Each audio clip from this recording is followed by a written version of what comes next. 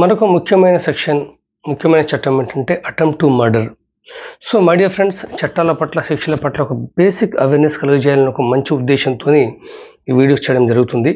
ఈ విషయానికి వచ్చేస్తే ఈ ఛానల్కి మీరు తప్పకుండా సబ్స్క్రైబ్ చేసుకోండి, అందరికీ షేర్ చేయండి. సో అటెంప్ట్ టు మర్డర్ అంటే ఇంతకుముందుకు మనకు తెలుసు, ఐపీసీ అంటే భారతీయ శిక్షా సమితి చట్టంలో సెక్షన్ 307 అటెంప్ట్ టు మర్డర్ అని చెప్పేసి తెలియజేయడం జరిగింది, punishment for attempt to murder. అయితే ఈ punishment for attempt to murder అనేది మనకి ఒక భారతీయ న్యాయ సంహితలో చూసుకుంటే మాత్రం సెక్షన్ 109 అనేది తెలియజేస్తుంది, బిఎన్ఎస్ సెక్షన్ 109. సో ఈ ఎవరైతే ఒక వ్యక్తి నేరానికి పాల్పడతారో అటెంప్ట్ టు మర్డర్, మీ అందరికీ తెలుసు, ఒక రెండు రకాలుగా ఆలోచించాలి.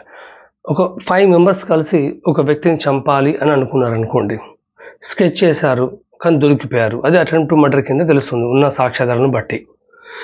స్కెచ్ వేసిన తర్వాత అతను చంపడానికి వెళ్ళారు కానీ అతను తప్పించుకున్నాడు, ఆ గొడవలో కొన్ని తీవ్రమైనటువంటి గాయాలు కూడా కలగవచ్చు అవతల వ్యక్తికి, అటువంటిప్పుడు మాత్రం ఒక రకమైనటువంటి శిక్ష అనేది ఉంటుంది.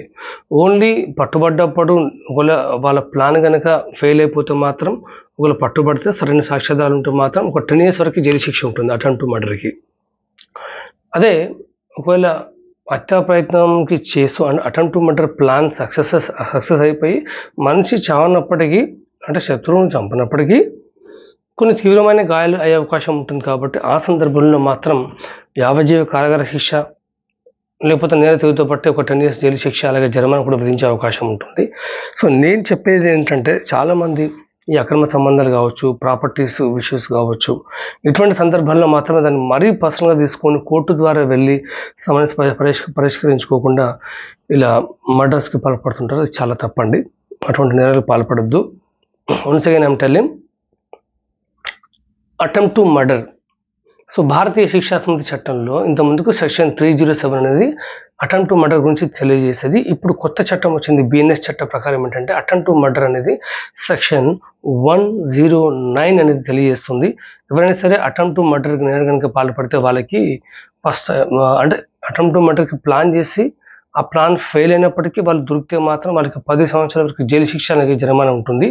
అటెంప్ట్ టు మర్డర్ ప్లాన్ చేసి, అంటే ఆ వ్యక్తి ఒక వ్యక్తిని చంపనప్పటికీ తీవ్రమైనటువంటి గాయాలు లేకపోతే ఏమైనా చేస్తే మాత్రం నేరతితో బట్టి వాళ్ళకి యావజ్జీవ కారాగార శిక్ష, అలాగే 10 సంవత్సరాల జైలు శిక్ష విధించే అవకాశం ఉంటుంది, ఇంక్లూడింగ్ జరిమానా.